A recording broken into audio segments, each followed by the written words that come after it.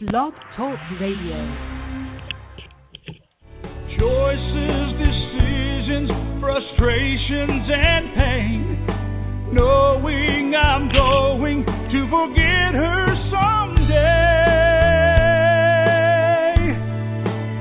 While I still can, I'll challenge all my loved ones, every friend, to look inside their hearts and understand that I will love them.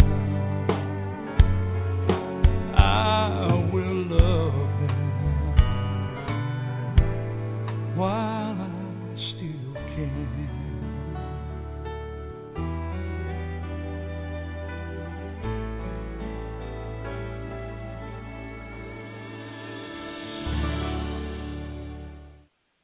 Well, hello, everyone, and welcome to Alzheimer Speaks Radio.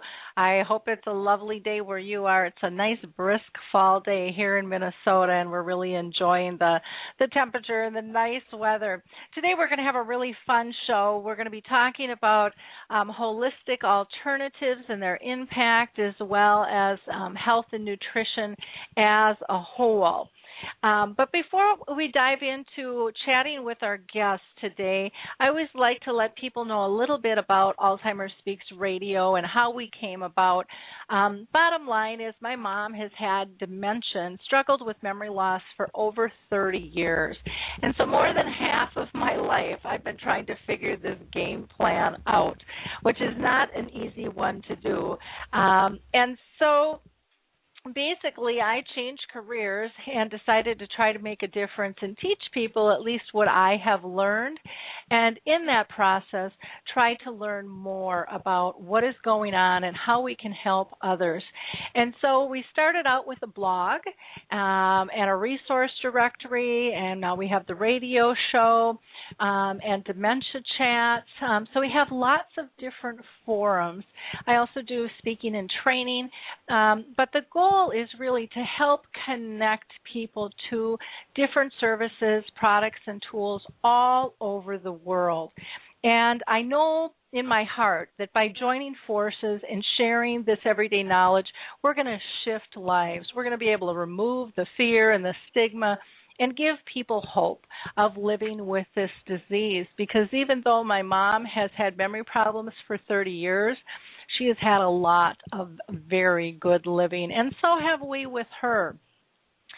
Even through the last 4 years of her end stages, there's still a connection with her, and I just think that it's critical for us to understand that. At our core, again, we're just really big into collaboration. And with that collaboration, all of you are a piece. And so, for example, your clicks, your likes regarding the show have really had a huge impact, to the point that we were named the #1 influencer online regarding Alzheimer's, according to ShareCare and Dr. Oz. And let me tell you, that would not have happened without you. And so I very much appreciate you sharing the information that we share with you, because you know what, most people don't talk about this disease, and we're quite surprised at how many people are touched when we just decide to bring it up. Now, you can always join in the conversation with us, and you can do that by dialing in live at 714-364-4757. Again, that's 714-364-4757, or you can always use your chat box as well with that. And I'll be monitoring, like I said, questions and comments, and we'd absolutely love to hear from you. Or maybe you want to be our next guest. We'd love to talk to you about that as well, because we do interview people who are living with dementia, both those diagnosed and care partners, as well as professionals and authors and researchers, you name it. We're all in this boat together. So again, would love to chat with you. I do want to highlight a couple of resources that I think are really important. People are always asking, where do I find support? And Alzheimer's Disease International is the organization of all the Alzheimer's associations around the world. And you can find them by Googling just Alzheimer's Disease International, or you can go to www.alz.co.uk.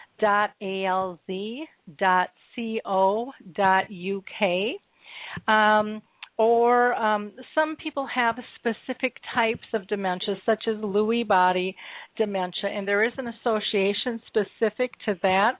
And you can, again, Google Lewy body dementia association, or just go to lbda.org. Frontal temporal lobe is another form of dementia. And that, again, has its own association. And if you just go to the and then aftd.org,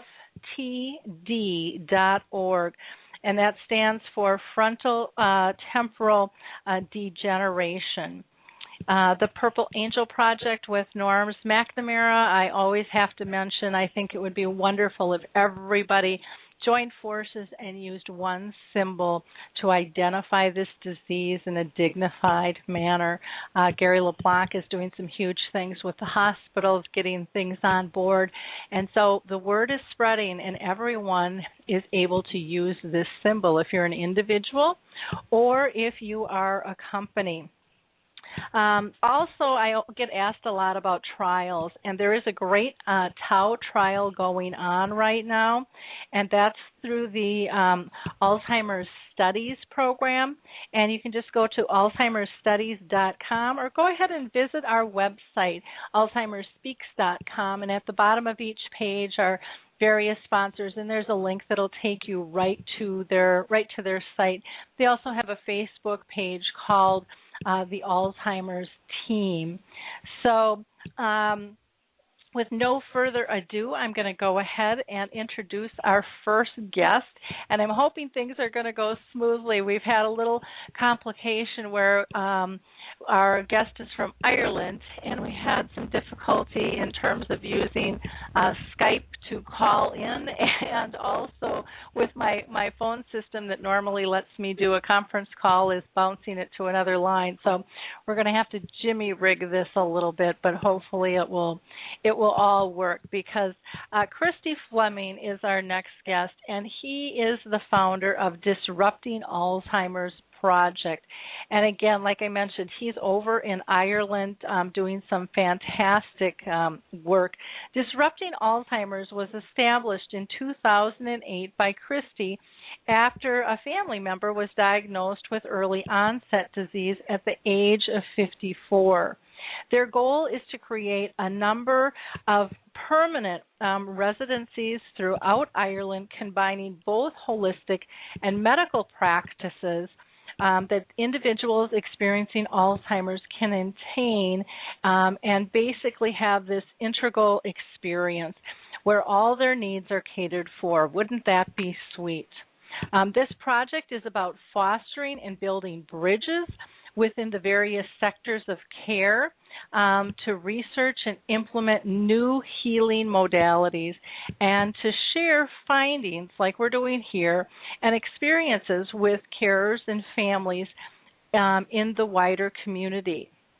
They want to make sure that they are nicely established and recognized as a body that provides high-quality, holistic, and practical and nutritional care that helps arrest, basically, and reverse the progress of Alzheimer's disease. Christy is a life coach, an author, a reflexologist, and uses emotional freedom techniques. And as a practitioner, he's a motivator. He's done lots of appearances on TV and so forth. So with no further ado, we will go ahead and get Christy on. Christy, how are you doing? Christy, are you there? Yeah, I'm here. Okay, how are you doing today? Grand, yeah. Well, good. I wanted you to tell our audience a little bit more about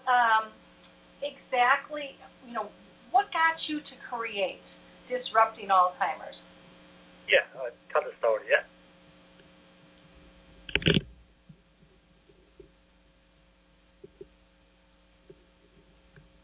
Christy, are you there?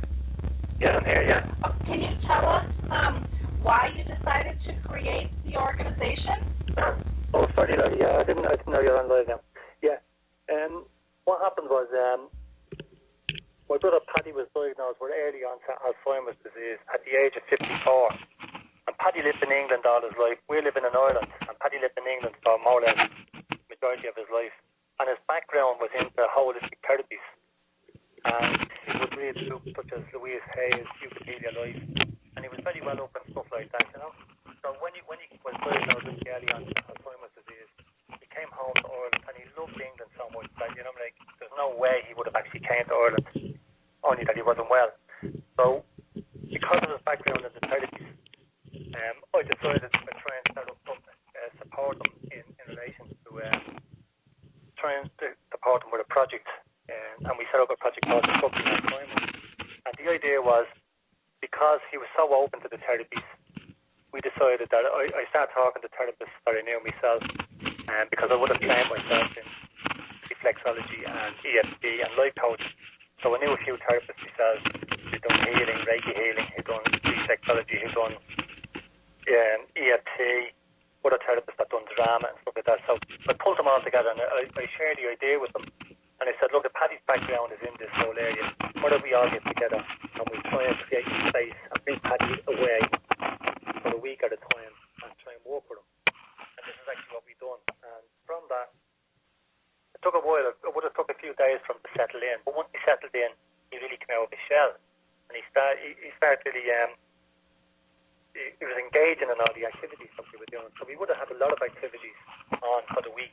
And we would have had a lot of therapists there. I said we would have done drama.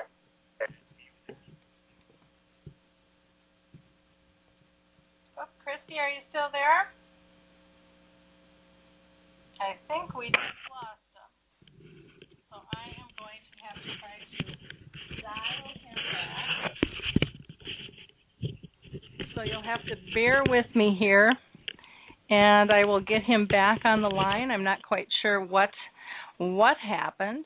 But in the meantime, if anybody wants to call in, and if you have done anything for Alzheimer's Awareness Month, I'd love to hear that from you. So feel free to go ahead and call in to the station at 714-364-4757.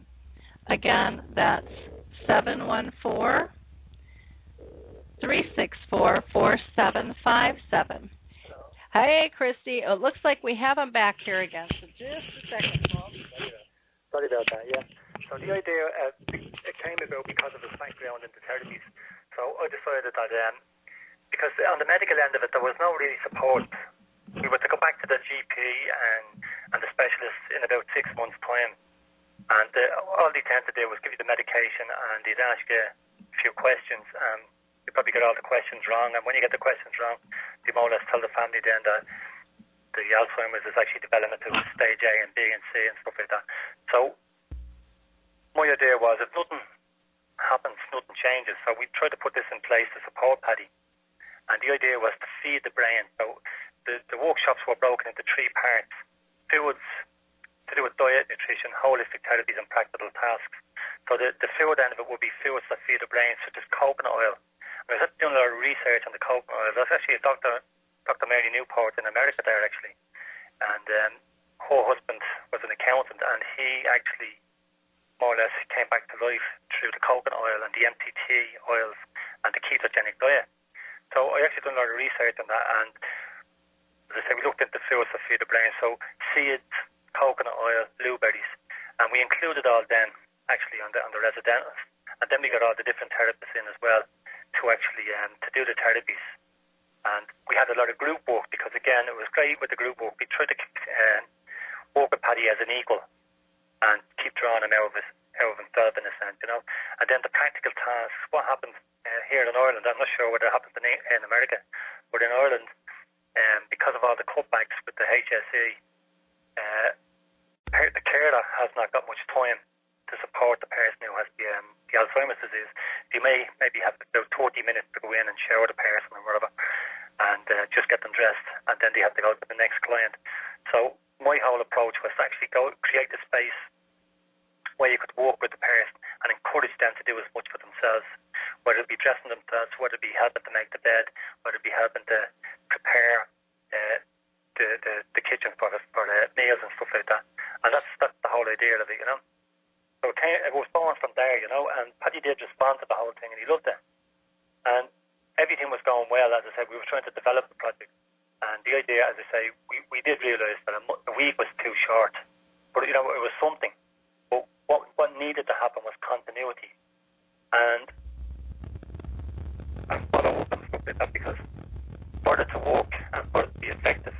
So this is the idea, where we came up with the idea that we try to get our own premises and develop the project then. And this is actually where we're at the moment, you know. Wonderful. We're trying to actually get our own premises where we can actually do this on a regular basis and work with people with Alzheimer's, but also work with their carers and support the carers in a holistic approach to looking after when they go home as well, to the family home, you know, looking after their loved ones, you know. And that's what seems to be lacking here, you know. So unfortunately with Paddy's situation, my brother, he ended up last year, just after, there were 2 months after one of the residential programs that we had him away for, he ended up having a bleed in the brain, and he ended up being brought into hospital, and he had to have an operation to get the brain. Through this operation, he got a brain infection, which destroyed the But then he had about 2 weeks later, I say, well, he actually had the blood was still leaking through from the 4 bleeds that he had. And he had to do a second operation. But over the space of 17 weeks, he ended up having 4 brain operations. And in the 4th operation, he had a stroke. So he's been more or less, he's really been to hell and back in a sense, you know. And this was only last year, so he's been in hospital for over 12 months now. And thanks be to God, he's still with us. And loads of people are sending out healing to him. And some of the therapists are actually going up to the hospital, up to the nursing. He's in the nursing home now. And some of the therapists are going up there and actually doing some Reiki healing on him. And some of them have gone up and done some reflexology and foot massage and face massage and stuff like that, you know. Just because he loves this whole area, you know. But only on Saturday there we celebrated the 60th birthday. So we had a big party for him in the nursing home, you know. And it was just packed out. But he's really, really bringing change into people's lives, because he's so in tune with his own spirit, so in tune with his own life force. And I think it's because of his own understanding of the way the energy works in the body and stuff like that. And because of I think of what he's been into when he lived in England, and this holistic approach, so it's really standing to him now in that sense, even though he's very, very he's seriously ill at the moment, you know. So I have a question I want to pose to you.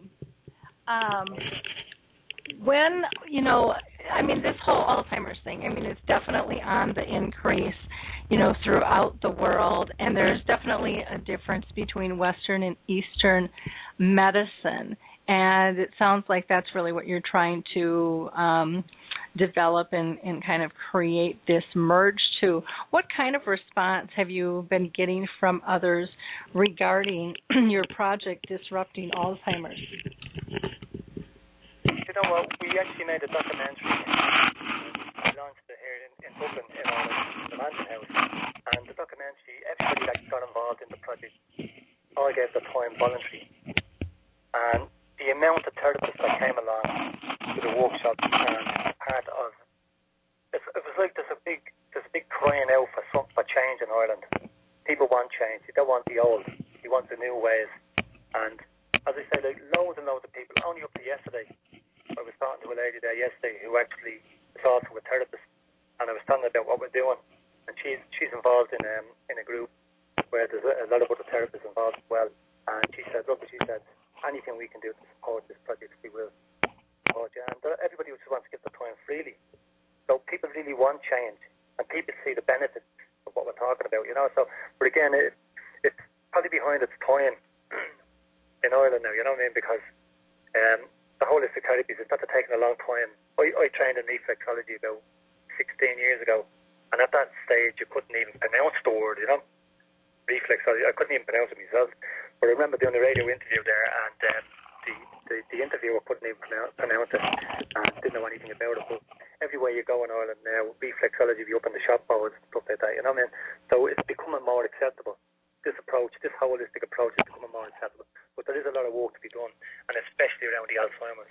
And we believe, as I say, it's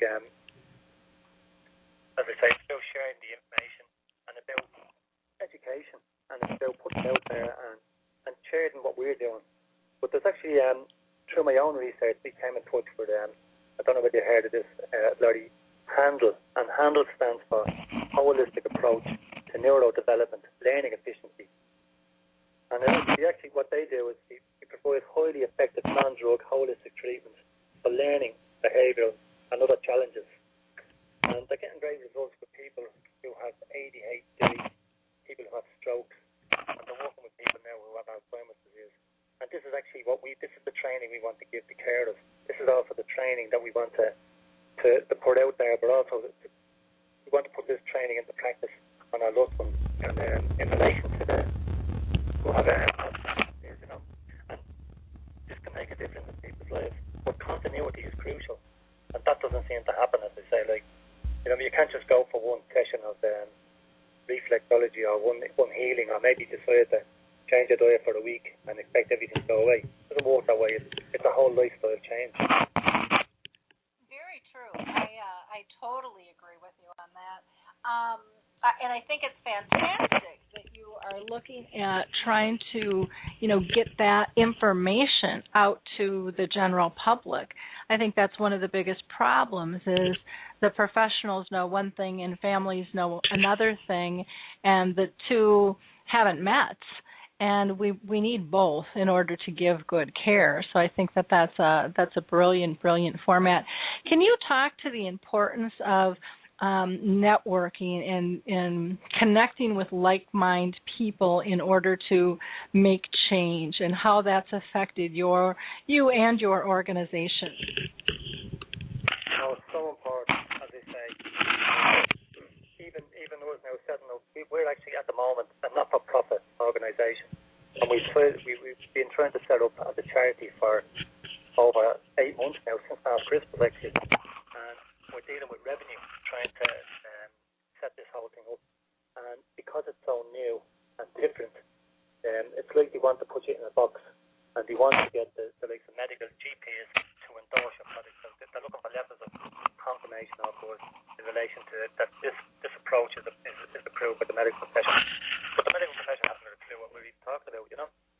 And the HSE would be the health service executive. And again, they're looking for levels of support, you know. So it's really that blocking you all the way. As I say, this is holistic. It's not old school, it's new school, and that's what we're trying to do. So, but it's so important to network with other groups. And I was actually just delighted to be able to talk to, I think it was Dr. Ethel Lord, who was on your radio station as well. And Ethel and her approach in training people to become Alzheimer coaches, I think is just fantastic. You know what I mean? Again, over here, it's Alzheimer carers. But you know what I mean? The coaches go the extra mile, and that's what it's all about.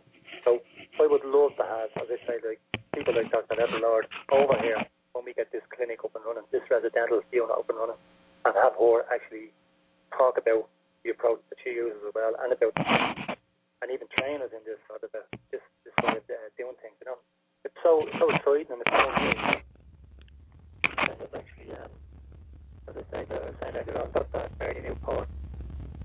Just be a listener. I don't know whether I'm sure some of them would be aware of it, but she actually wrote a book, Alzheimer's, What If There Was a Cure?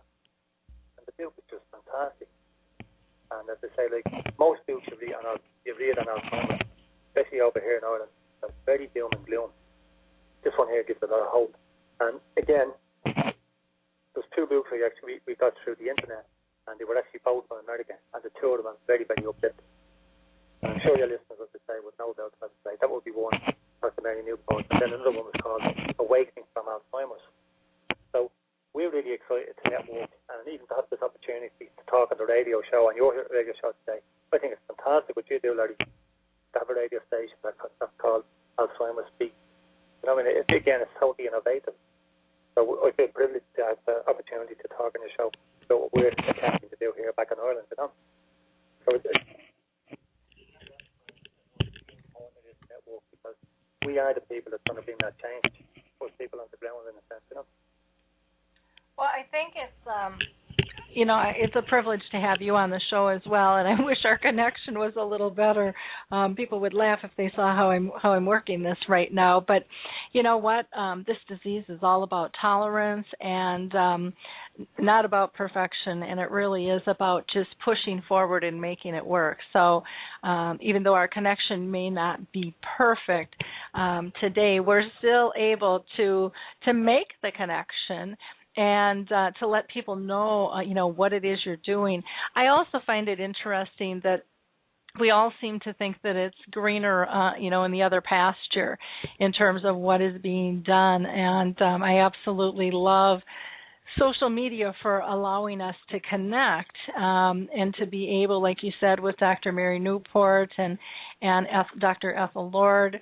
There's a lot of people out there doing really cool things that everybody needs to know about and needs to just kind of reframe their mindset, where they're going and what they're going to do. I know one of your philosophies is really to also engage and not isolate people. So can you talk to some specifics on that as well? I couldn't hear the last thing you said there. Oh, sure. I'm sorry. You couldn't hear. If you can talk a little bit about how your program will help break the barriers of isolation and really help connect people with Alzheimer's disease and other dementias. Absolutely, yeah. The beautiful thing about what we're learning about the Goya and feed the brain, it's not just going to help people with Alzheimer's, but anybody with neurological disorders and stuff. It will help them all, you know. But again, in relation to the isolation, there was a program done on national television here in Ireland a couple of years ago, and it was very, very sad. The amount of people that live in rural areas in Ireland who have Alzheimer's, and their carers might be even, say, like, could be very aged themselves and trying to look after them and maybe getting very little support from the HSE in relation to, say, like, a couple of hours a week maybe just to look after them. So the whole responsibility was bouncing on themselves, you know. And again, a lot of the people just have no skills and no training in it. And that's what I say, so to break the isolation, I think it's so important to do training such as what we're talking about there, handle the holistic approach to neurodevelopment. But to train the carers in that, to support the carers so that they, when they do go home, you know, that they have tools that they can actually use to help their loved one and to deal with the stress and the pressure that they may be facing and stuff, you know.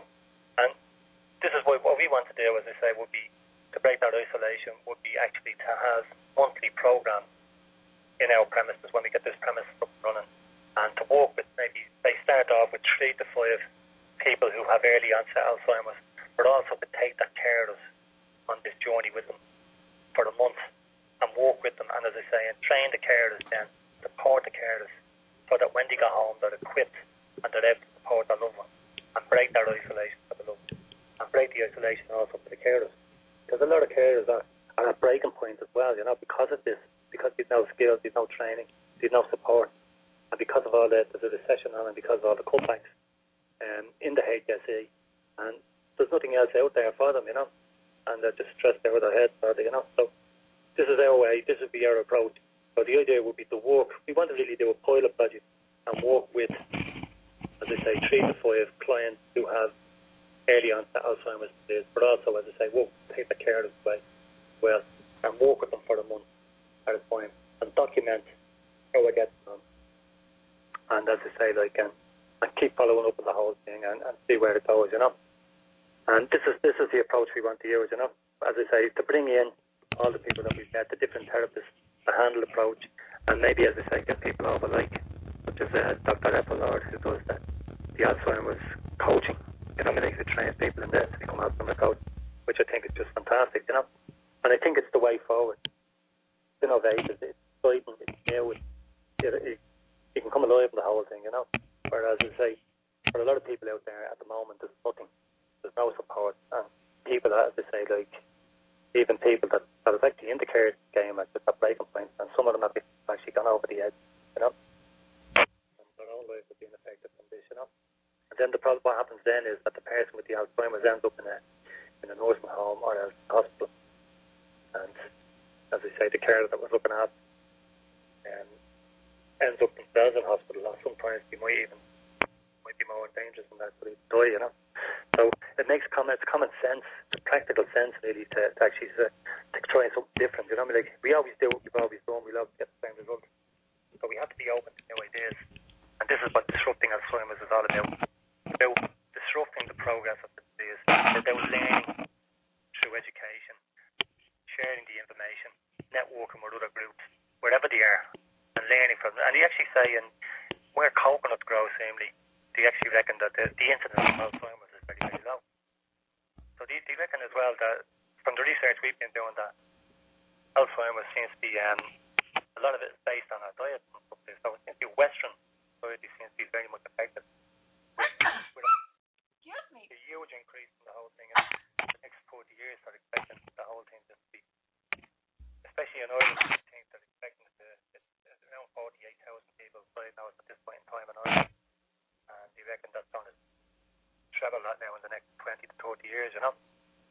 But again, I know it's huge in America, you know, I mean, they can say that there's not a lot of people here, but in comparison with this small country, you know, with the small population, there's actually 48,000. I think in 2010 there was 4,400 people with early onset Alzheimer's. And this is the danger now, because you reckon more and more people are getting Alzheimer's in the 40s and 50s. And this hasn't really been seen too much, especially over here in Ireland now, you know. So I reckon that's going to it's going to increase. So we can actually maybe address that, maybe, as I say, through prevention, through diet, nutrition, the holistic therapies, and the practical tasks, and create that awareness. You know? So I think it's definitely worth investing in. It's worth speaking out and following through in the whole thing, you know. But I'm really passionate about it. I just love this approach, you know. Kind of like, in a sense, one of the therapists that actually worked for us on this project, when we started bringing my own brother Paddy away, she always said at the beginning, she says, Paddy is a catalyst. And I never got what she was talking about at the time, you know. And that he's bringing about this change, you know, this massive change in Ireland in ways of thinking in a sense. And she actually said to me, she says, you're the Pied Piper. So your job is to actually keep banging on the doors and pull people together, you know. So that's the way, that was about 3 years ago she said that now, you know. And I'm actually realising now, I think she's right, because Paddy has, you know, I mean, even within my own family, people are looking at, say, like, changing the diet and their own way of thinking, their own way of living and all that, you know. But a lot of it's down to Paddy, you know.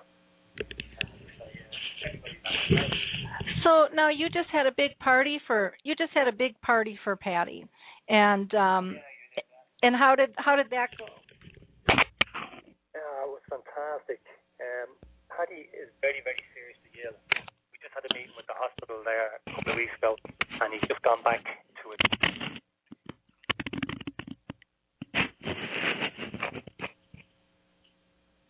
Are you there? Oh, did we lose him?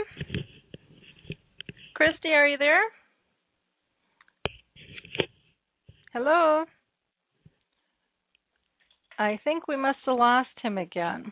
So let me try to go ahead and dial him in and see if we can get Christy back one more time here.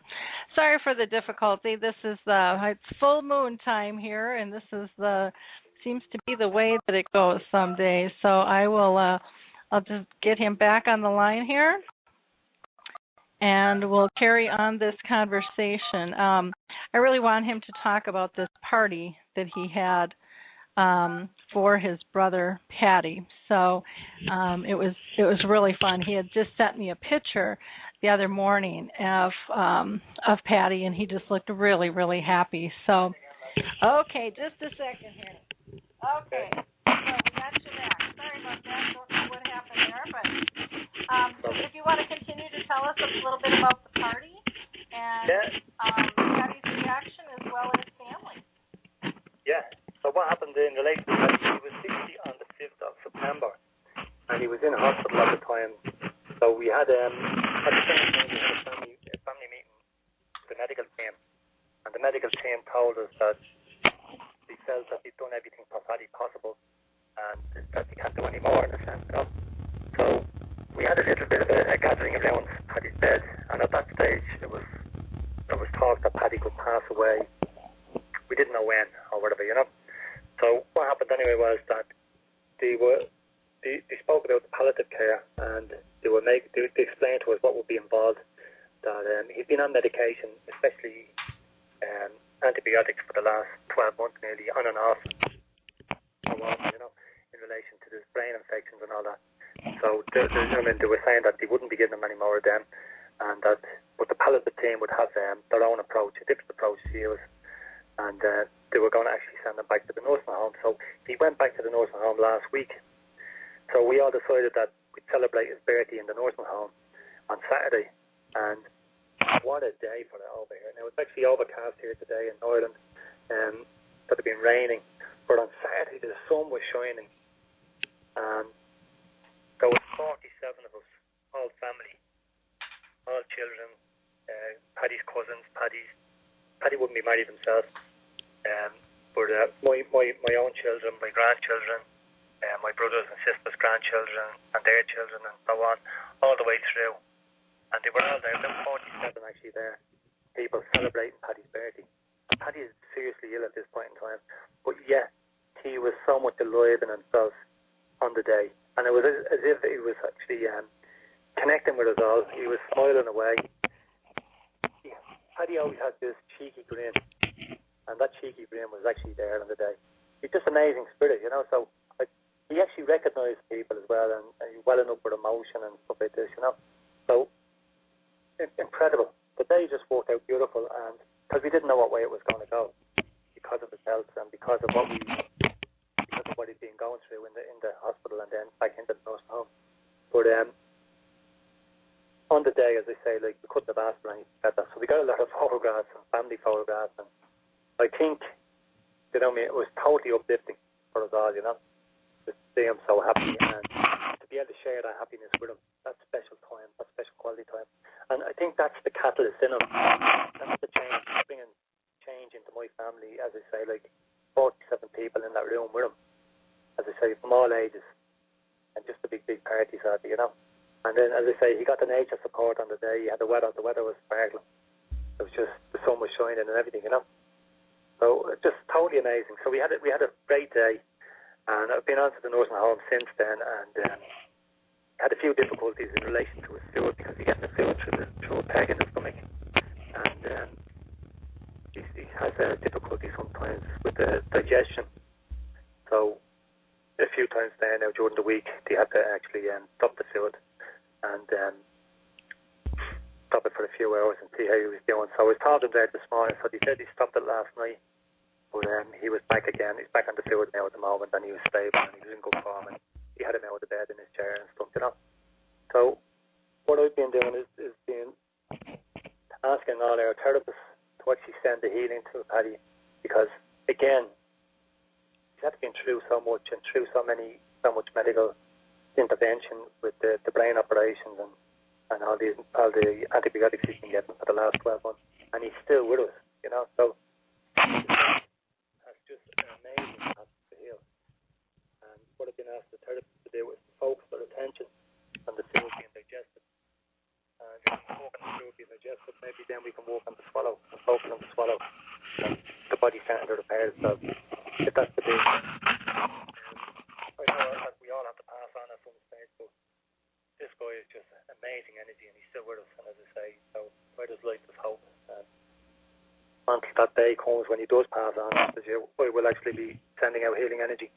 And only last night, as I say, like, there would have been another group of therapists who had a group meeting last night, and they put him in the book for healing as well, you know. So it's just incredible the amount of support we're getting that way, you know. I mean, like, the lives that he's changing, people that meet him, I think it's just because he's like a Gandhi in a sense, you know, he's just so in his power.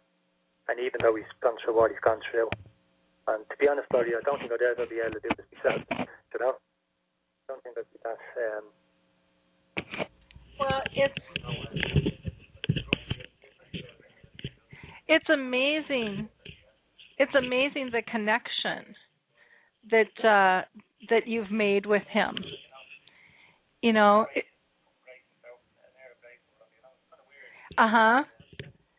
So, Christy, can you tell us? It just amazes me the connection that you have that you've made, you know, with your brother, and even the reference to Gandhi and him being the catalyst, and you know, I can relate to all of that. And you know, with my mom, she's touched so many lives, you know, all over the world through her story. And like you said, you're kind of the Pied Piper at this point. In terms of bringing the story forward. How has your government, how are they dealing with this? Because I know here in the U.S. that's something that, you know, they've got all these plans of action, but I think for people in the trenches, we still feel like it's not enough and we're not getting enough funding. Is the government taking a stand? Are they doing anything over in Ireland, or do you think it really is going to be a grassroots effort here? Yeah, I think it's going to be a grassroots. It's going to be a fight. As I say, we're going to have to show the government a new way. And even as I say, we're ourselves in relation to setting up our project that is charity and the much revenue we can government. They didn't get what we were talking about. We're not a medical project, we're a holistic project, we're a creative project, we're innovative, it's diet and nutrition, it's practical, you know. And there's nothing medical about it in a sense, you know. And say, like, I think all the money is going that way. It's going into the medical end of it, unfortunately, you know. So we have to fight for every piece of ground that we're actually attempting to make, you know. That's the way it seems to be going now, you know. So do you have over there any philanthropists that are, you know, or you know, donation angels that are helping you kind of get your vision off the ground? Can you repeat that? At the moment, no, Lottie. It's all being done voluntary. Everybody's given the time voluntary. What we really need is to get the premises up and running. There was an opportunity of a premises, a 10-bedroom unit in Cork, which is a former nursing home, and we had an opportunity of that, of getting that off the ground. And unfortunately, as I say, we had to deal with revenue. And because we couldn't answer the questions that they wanted to wrap us up in this medical box that we're not. It's prolonged the whole episode trying to get this whole premises, and we lost the premises because of that, you know, because we couldn't sort of put on paper that we're a holistic project as such, independent of the medical end of it. They wouldn't accept that, you know.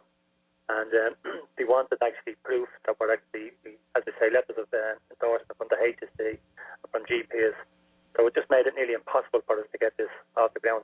So what I'm looking at now is actually it's on a different approach, set it up as a business, set the Disrupting Alzheimer's project up as a business, and try to get some investors.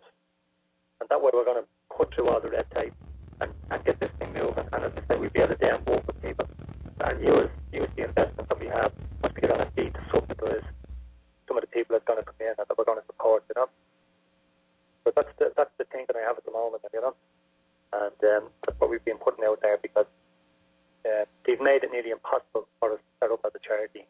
And as I say, we lost that premise because of that. So we're looking now for another premise and to get it going maybe as a business, you know. So that's the idea we're from, you know. And to try to get, as I say, investors, philanthropists, people who actually have maybe successful people, business people who have actually experienced it firsthand what it's like to lose somebody through Alzheimer's and stuff like that, and somebody that would actually see the benefit, what we're attempting to achieve, what we're attempting to create. And who knows whether it will work. We haven't been given the chance to actually do this yet fully. But from what we've done with Paddy in the early days, he thrived on the whole thing, you know. So So we want to develop that and put it out there to other people, and then do the training with the carers as well, and show them, support them in a way, But that's exactly where we're coming from. Unfortunately, as I say, it's going to be fighting every step of the way with the government though on this, So the way you do it would be actually to set it up as a business and to try to get investors in the whole thing, So for people who are listening, Patty, what could they do? What would your ideal, volunteer do, or person who's able to write a check? What kind of roles could they play? Well, what they could play is maybe if they could support us financially, it would be a big step, as I said, because we're doing this on nothing. As I say, everybody just gives the time free. So we need to get a premises, that's the first thing, and we need to be able to get a suitable premises where we can actually put this into place. And then the plan would be, once we get our premises, to cover the rents, cover everything that's involved, the rate, the rent, and whatever, And then we would showcase the house and get all the therapists involved, get all the people like the trainers, like handle trainers, bring over Ethel Lord in relation to, say, like the Alzheimer's, to do the training and the Alzheimer's coaches, to talk about that even, And that's the way forward, I believe. So the supporters on that journey, so if anybody can actually help us through fundraising, to fundraise on behalf of the Disrupting Alzheimer. But we actually have a website as well, a lot of information on the website, and you can check us out there, as well. So these would be ways that they could actually help. Again, if there was any Americans in your own country there that maybe connections over here, we'd probably, that might be lying idle, probably not, because there is a lot of properties lying idle, and there's a lot of clerical properties lying idle because the big change with the Catholic Church and stuff, and somebody might know somebody that knows somebody that has a place, and that we could actually benefit from, So it's just putting our thinking caps on. So maybe if people could write me in relation to my email, that would actually help as well. And if you knew anybody that could help us, put us in the right direction, So there's a few things there now. Sure. Have you tried connecting with the churches and things over there and seeing if they'll be willing to back you or give you a residence to work within? I actually did. I got a meeting with the Archbishop of Dublin. It was about 2 years ago, and he actually, at the time, he did tell me that he had funding available for the project in Dublin, if I got a premise in Dublin, and which was fantastic. But what happened was, I followed up.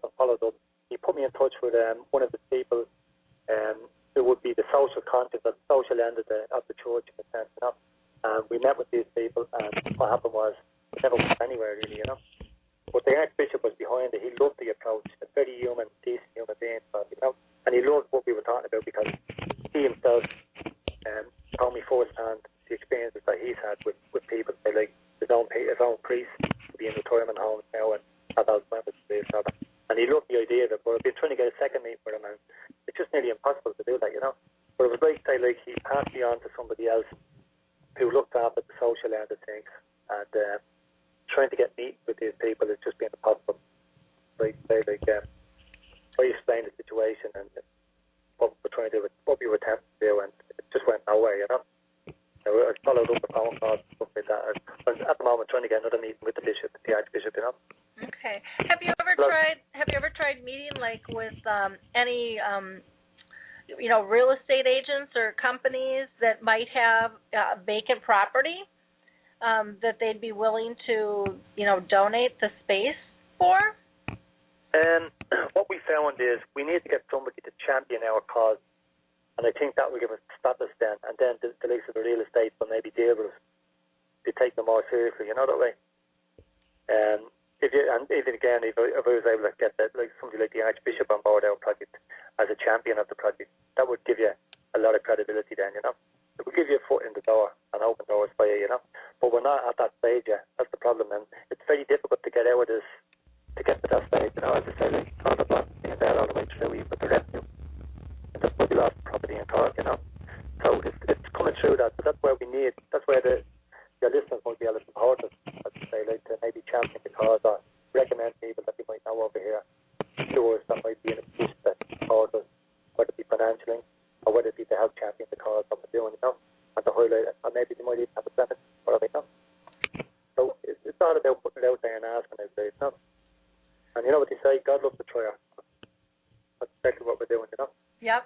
Well, I think it's absolutely fantastic, all that you are doing, and, in your brother's name, and he's really, like you said, leading the pack, and you're being the Pied Piper and raising awareness, which is so critical, and I wish you all the luck in terms of finding your funding. I love the concept of having a place where people with their loved ones can go to get trained in terms of how do I really live with this disease. I think that's a very, very interesting concept. They're doing something here at the Mayo that's a 10-day course called the Habit Program, but it's still more structured, I think, and maybe not as it doesn't have, I don't think, the holistic approach that you guys have, and I think it goes into just a little bit more structure. And this disease is not structured. Oh, definitely not. At all. So, Christy, how do people get a hold of you? What's the best website for them to go to? The www.disturbingalzheimers.org? It's disrupting, yeah. Disrupting. I'm sorry. Yeah, I can spell it out for you. www.disrupting, DISRUPTING, Alzheimer's, ALZHEIMERS.org. And another website. Some people are having difficulty. We got actually one of our supporters actually done this website for us only a while ago, and because it's so new, people are finding it difficult to get onto that website. And it seems you have to go onto the top bar. I'm not great on computers myself, but if you Google it, it doesn't come up to me. But you have to go on the top bar and you get on it then. But my own website, all the information is on my own website, and I'll give you that as well. And that's called www.thegenie.experience, THEGENIE experience, EXPERIENCE.com. And then my email address is Christy Fleming, CHRISTYFLEMING 72@gmail.com. And to get all the information there, they on the website. Or if anybody has any questions or whatever, they can actually email me and on the ChristyFleming72@gmail.com. I'll do my best to answer them questions then. Well, wonderful. It's been a pleasure to have you with us, Christy. I thank you so much, and I wish you great luck with your endeavors, and I definitely want to stay in touch with you. Thank you, Lottie. I really appreciate you having the opportunity to talk to yourself. Okay. The next time I'll try organize a computer. Okay, sounds like a plan. Well, thank you so much, and you have a wonderful week, okay? I will do. Okay. Bye-bye. Well, we managed to get through our difficulties in terms of connections there. So it was fun to talk with Christy. And again, I apologize that we didn't have a better connection. But with Alzheimer's disease and dementia, you learn to be spontaneous and go with the flow and just move forward. Before I introduce our next guest, I do want to just highlight some things that have happened during this last week. And let's see, since we talked last, for those of you that didn't listen to the last radio show, it was quite interesting. We had Trish Reidenberg with Us Against Alzheimer's on, and she was talking about a play she wrote called Surviving Grace. We also had Jim Creasy on from Jiminy Wicket. And for those of you that are going to be out in New York, come and join us on the 20th. We're going to be playing croquet for Alzheimer's disease with Jiminy Wicket at Rockefeller Center. It'll be a lot of fun. We'd love to see you. We're going to be out there from 7 a.m. To 11 a.m. So just to let you know that. And then we also, on that last show, we had Curdy Kelsey on with the Alzheimer's Research and Prevention Foundation. And, she talked a lot about their pillar system in terms of health and wellness. And so that was always interesting. Our last Dementia Chats is recorded and available now. We had Michael Ellenbogen on, Harry Urban, Steve Panis, and we really talked about advocacy, the cost of care, and also housing options. We had really a nice input from our listeners. And so, again, we do those the second and the fourth Tuesday of each month. And we would love to have you be, part of that conversation. And if you can't make it live, again, you can always listen to them afterwards, or you can always send questions in to me as well if you'd like to do that. Our next show coming up is going to be on the 24th. And we're going to have the Lewy Body Association on. We're also going to have the author Marie Marley on, who's written a beautiful book. And then James Creasy with Jiminy Wickett's going to come on and just talk about how the event went at Rockefeller Center. I thought that might be kind of a fun follow-up for us all on that. There are a couple of blog posts, too, that I want to point out to you. On the 16th, there was a really nice article that Gary LeBlanc wrote about me called The Voice of Alzheimer's in the Hernando Today paper. And so I just want to thank Gary LeBlanc so much. Gary's doing some really great work with the hospital wristband program in Florida, which is going to be expanding. That's just a massive movement. We'd like to see that take off all around the world. On the 14th, on the blog, Norm McNamara, our little hero and mentor who is really changing the way of the world, was on, and he has a really cool video. He has been asked to be part of an international summit that is taking place this week on Alzheimer's disease, and they are giving him quite a large platform in that summit to talk about his dementia-friendly campaign, which has really taken up movement. And again, for those of you that are not familiar with the Purple Angel project, please go ahead and Google that, or if you could just go to our site, any page at the bottom, you'll see the Purple Angel. You can click on that to get more information. Again, individuals and businesses can all grab that logo and spread awareness. It's just a beautiful symbol that spreads awareness in a dignified fashion. On the 13th, there is a post about the dementia drought. And with that, I posted a video I ran across about how we rain on other people. And are you raining on those with Alzheimer's disease? It's quite beautiful and really makes you kind of step back and reframe your life in terms of how you are treating others and what you're up to. Our next Dementia Chats will also be on the 24th. Again, that'll be our normal time on Tuesday from 2 to 3 p.m. Central. That's 3 to 4 Eastern, and 1 to 2 out in California there. So would love to see you participate in some of those links that we have there. I think it's great resources, easy to share. You can like it, click on it, email it. You can send it to your LinkedIn groups or your Google groups as well. Again, those little clicks are extremely powerful modes to be able to increase awareness, and it just takes a second of your time in order to do that. Let me see here. I do want to mention again, if you're looking for support, the Alzheimer's associations are all over the world. And again, you can go to Alzheimer's Disease International and find your association closest to you. Music First with Choral Health, again, is one of my favorites. They are now portable, so you can grab that great music that your person with dementia likes to help calm them down or get them in a good mood. distract them from something that might be irritating them.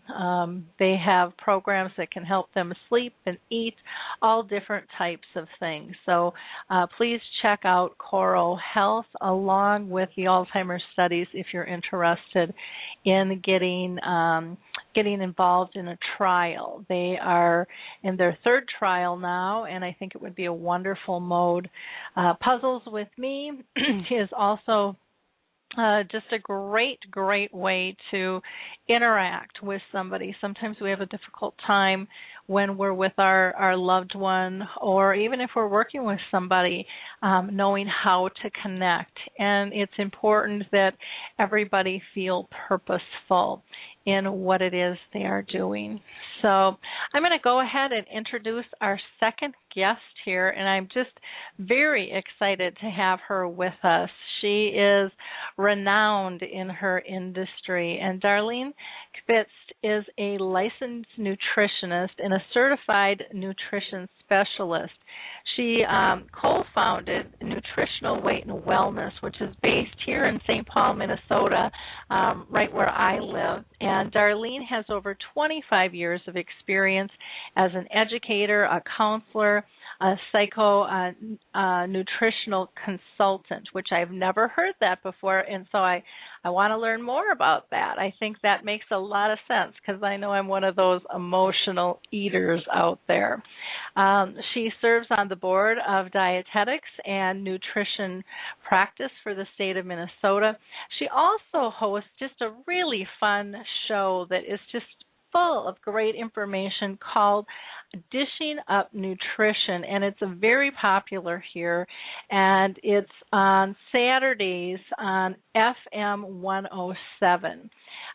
So if you're in the area and you get FM 107 Saturdays, listen in because there's lots of really good tips. I catch it quite often when I'm in the car. Darlene also consults with the media on nutrition on a regular basis, and she's been quoted in Time. For more information on nutritional weight and wellness, they're really easy to find. You can just go to www.weightandwellness.com.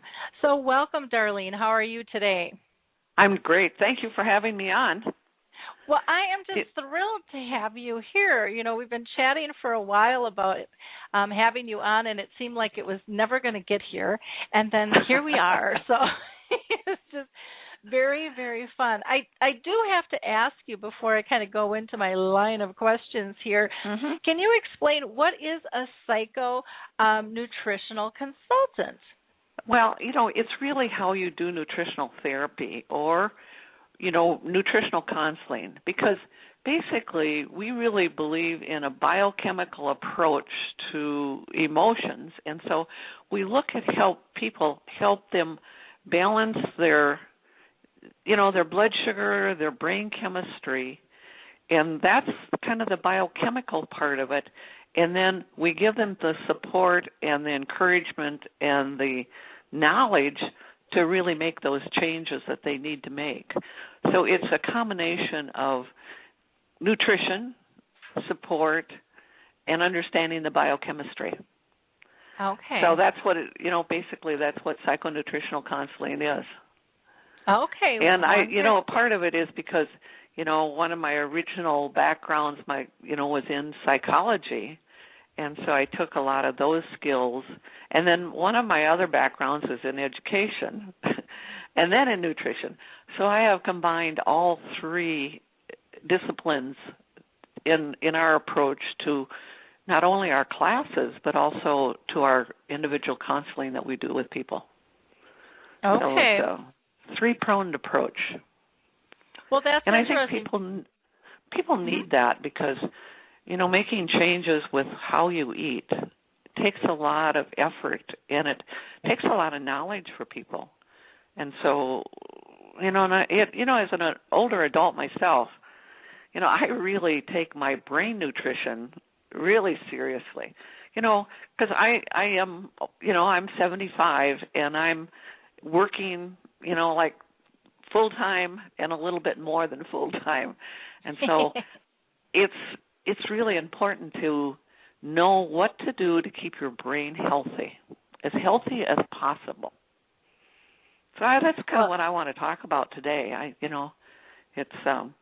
think if we can somehow even get younger people to start to realize how they have to protect their brain as they get older, or even as they're young, what they're doing is affecting their brain chemistry. Then I think we've made some real movements in helping people have a functioning brain as long as possible for themselves. Yeah, and the topic is just such a hot button out there right now. Everybody's, trying to figure out how do we prevent and how do we slow down dementia. But it goes much further than just the person with dementia. I mean, it's just for all of us. And especially with caregiver stress, it's really an important element, I think, for those caregivers to keep in mind, because they really get taxed. And very, very critical. Have you, Darlene, ever been personally touched in your family at all with dementia or memory issues at all? Well, a little bit, in the sense that my mother, as she got older, and I think a lot of that was because she had some mini strokes, and definitely her memory was not as good as it had been at one time. And even her personality had changed some.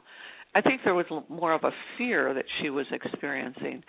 And I certainly can understand that, because, if you've had a mini stroke, you're going to have more fears.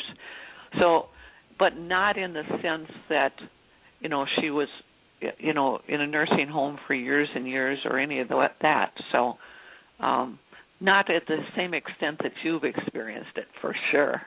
Mm-hmm. No. Yeah, well, and I wouldn't wish that on anybody, but there's a lot of me's out there. I know it. Yes, I have a very good friend that's going through it right now, and with her mother, and there's a lot.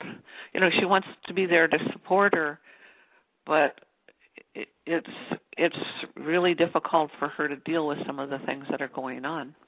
So. Yeah, it's one of those things that we just don't really get taught how to deal with, and I think nutrition is such an important role. And I know I grew up in a household where no one ever was on a diet. We didn't talk about nutrition. My mom would go to the Hostess Twinkie place and pack up the freezer for lunch stuff. I mean, we were horrible. And and as an adult, I'm not a whole lot better, which is awful to say. I've changed my ways some, but I mean, I still do not eat and exercise the way that I know that I should, and that is something that I definitely want to change. I have to put in a plug for you guys. I have a friend who just raves about your company and the classes she has taken. And thank you. She has gotten several people to join her. Judy McCabe is a very good friend of mine, and I've tried, and I've just had conflicts with my schedule, but I am going to get that on my plate this fall, because it is something I need to take much more seriously, and I have to start walking my talk in that one. And that's I need to get walking too. I need to do the exercise too. Yes. So. Yep, it's a little bit of it all. But one of the things that I have been personally doing in the last few months, I've exercised now for a number of years consistently, like maybe 3-4 times every week. But recently what I've done is I've really increased that, and I'm doing an hour of walking 5 days a week. And my reason for that is my brain chemistry. I am doing it because I want the blood to be circulating into my brain consistently. And from what I can understand, walking is one of the best ways to get that to happen. And so I've made a commitment to myself. And that's the only way you can make changes, I believe, is you've got to make a commitment to yourself that I'm going to do that every day. And And, it really does make a difference with your basic memory when you do that. And most people can do that. And sometimes it's on a treadmill, sometimes it's outside, sometimes it's just in my house that I am walking. Doesn't matter where you do it. I mean, you can do it in a mall. And it's rather simple, but it took me a long time to get to myself to make that commitment. I've thought about it for 5 years before I did it. But if you keep thinking about it, then sometimes you make those changes. Yeah. Well, I don't know if you've heard about the Fitbit. It's just a little device you wear, and it monitors your steps and your sleeping patterns and things. And I'm doing some work with Verizon, their Boomer group, and it's pretty fascinating because, boy, it slaps me in the face of how sluggish and how sedentary I've gotten because I'm sitting in front of my computer constantly. Yes. And when I see, really, that's all I've walked all day. It's embarrassing, Well, the other day I was reading an article in the paper that so many of the companies are putting in the treadmills for people to walk very slowly at 1 mile an hour while they're doing their computer work, and the health benefits that they're gaining from that, and they leave work feeling refreshed. So it doesn't mean that you have to go out there and just, push. Just kind of a slow, repetitive motion is all you really need. So I guess you're going to have to get a little treadmill in front of your computer. I know. We're redoing the whole house right now, moving stuff around, so maybe that'll have to come in the door. I had a really nice one, and I gave it away because I just kind of used it to hang clothes on.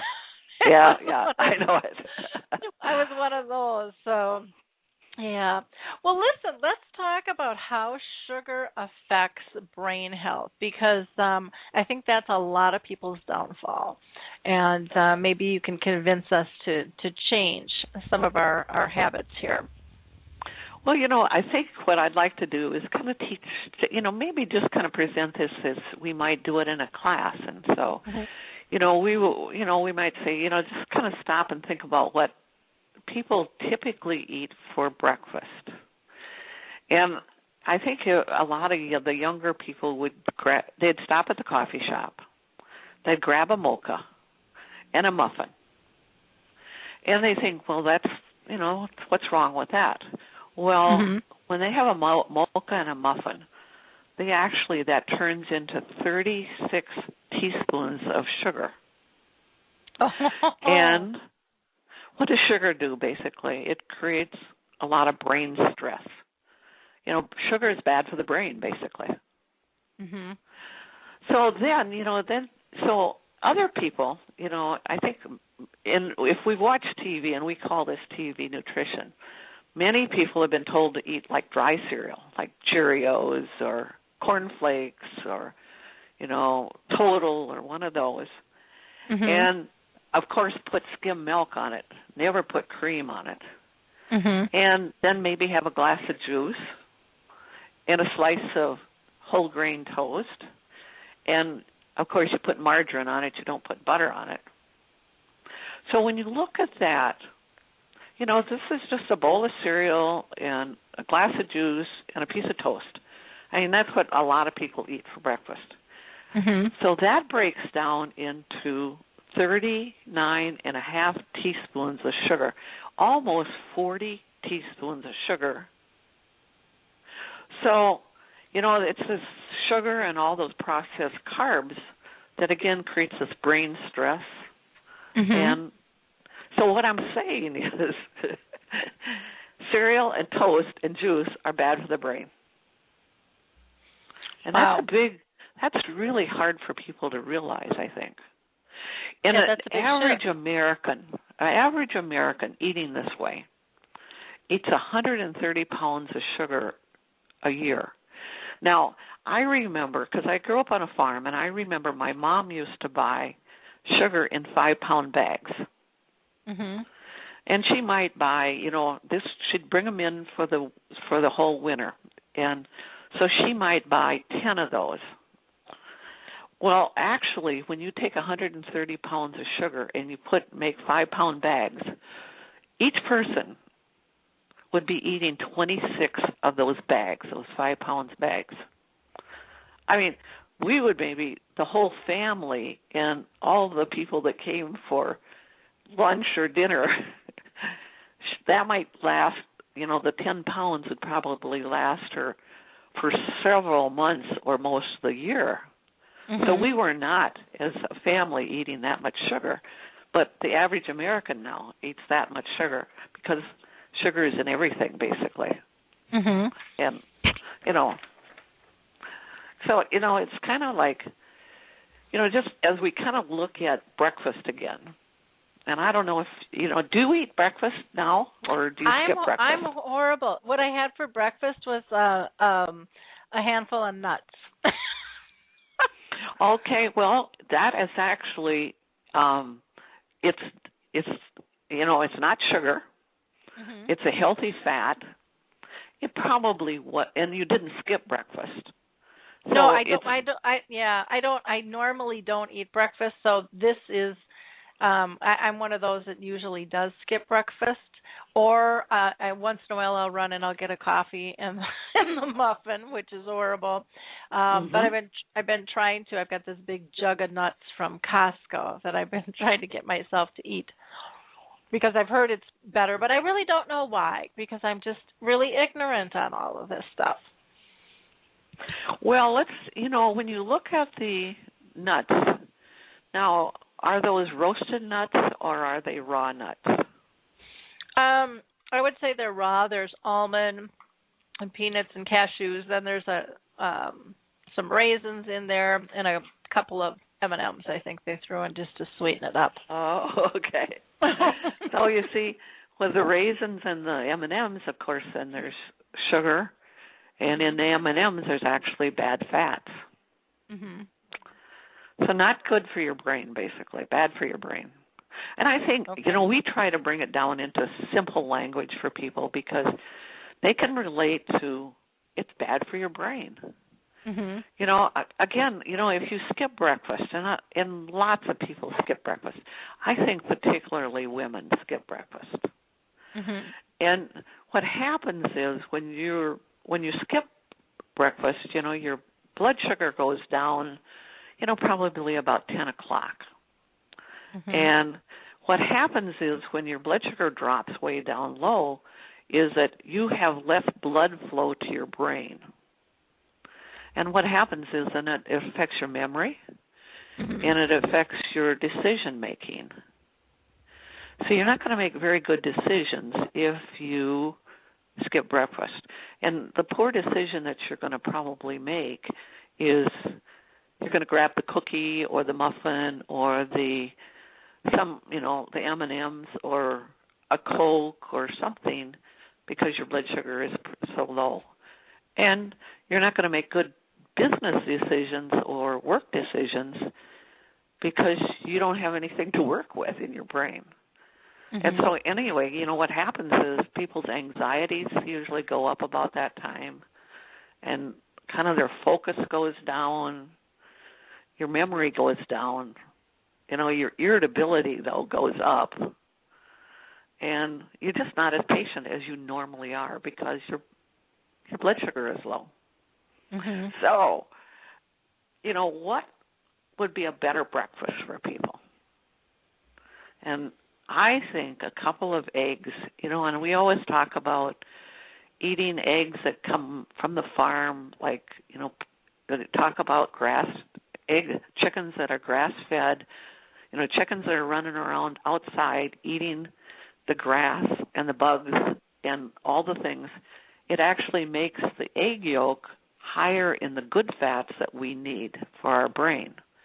So a couple of eggs cooked in butter, and rather than toast, maybe a couple of cups of vegetables, and put butter on them.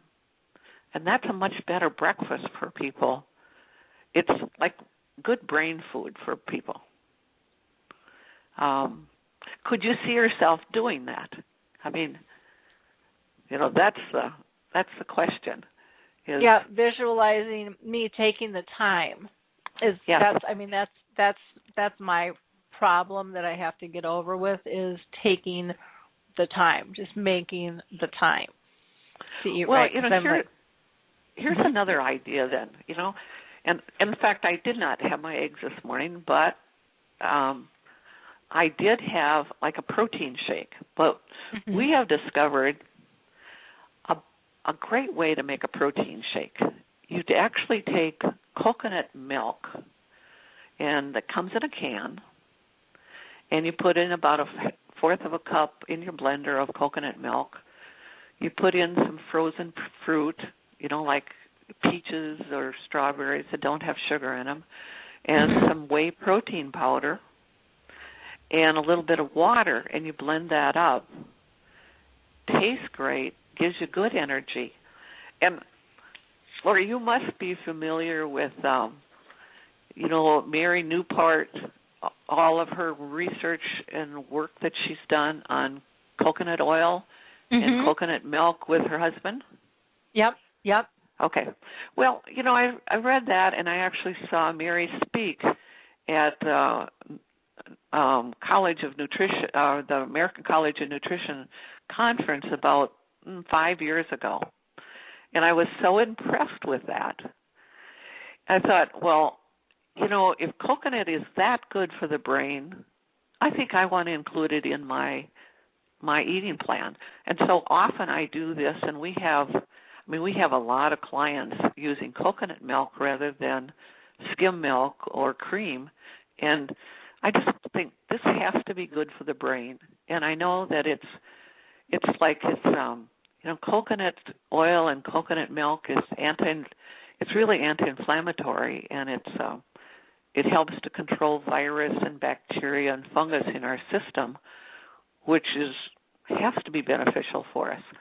So it's taking kind of that, what we tried to do is take some of this knowledge, and maybe it hasn't been researched, and I know that some of the coconut information is being researched right now, but she certainly had found something that was working for her husband.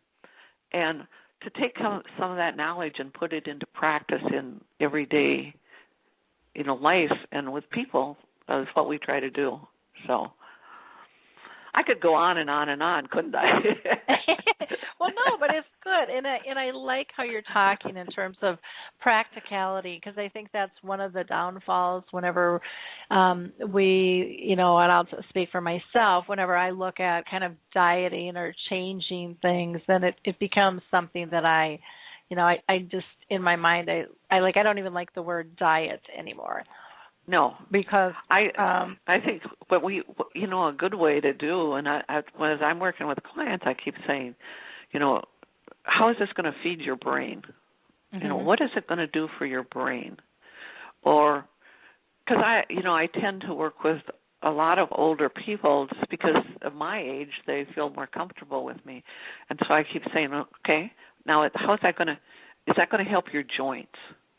Because we know that the sugars and the cereals basically create inflammation in the body. So it's going to create inflammation in the joints, but it's also going to cause inflammation in the brain. And when your brain or your joints are inflamed, they break down. And so if we can stop that process, I think, the dieting mentality, like the low-calorie, low-fat mentality, has actually, it seems as though that has increased all the health problems of the body, but it seems like it's increased the health problems of the brain. If we look at how people were eating in the 1940s, they were eating real fat. They were eating butter. They were not eating margarine. They were eating cream. They were not eating Cool Whip. And and these numbers better than I do, the rate of Alzheimer's or dementia was much less then, wasn't it? Yeah, and we don't know for sure if that's because there's more diagnosis going on. But I mean, I think our eating habits. I think so much stuff has skyrocketed, and I don't think it's just because of testing. I think it's because of reaction to what we're eating and all the chemical adjustments in the food that's out there that we're not even aware of, all the genetic manipulation that's going on. And then right. you add in all the wireless stuff going on, and right. and the microwave ovens that are just a mainstay now. I mean, we just cook and eat and live a very, very different life than what we once did.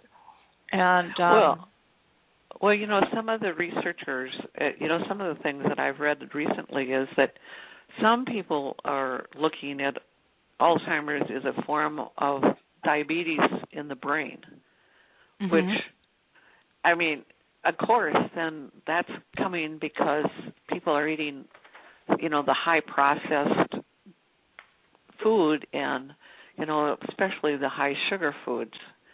And, and it makes some sense because, again, when you have high blood sugars, that actually kind of burns up the cells. It damages the cells. And whether those cells are in your toes, which ends up causing neuropathy, mm-hmm. or whether those cells are in your brain causing memory loss, they're all cells, and they all mm-hmm. are affected by high sugar. Mm-hmm. But people do love their sugar, let's face it. Yep. I like my sugar and I like my salt. I'm just double doomed.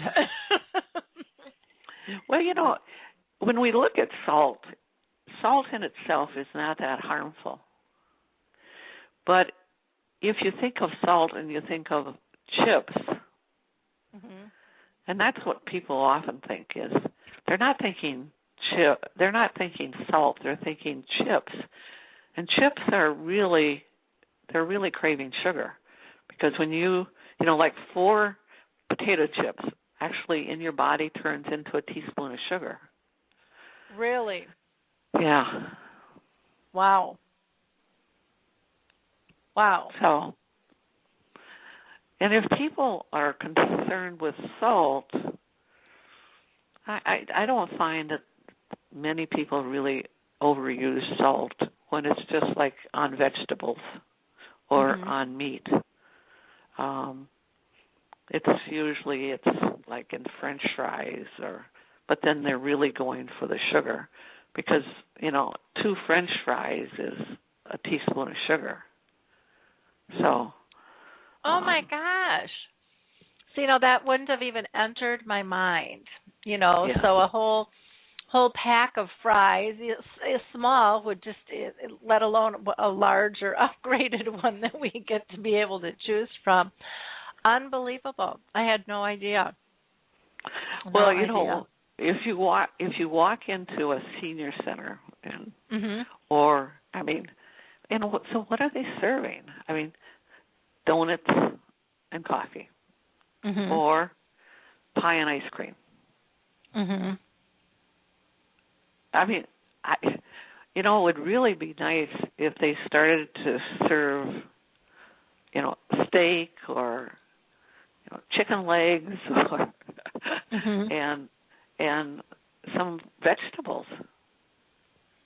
And they could actually have, they could have a vegetable dip like guacamole.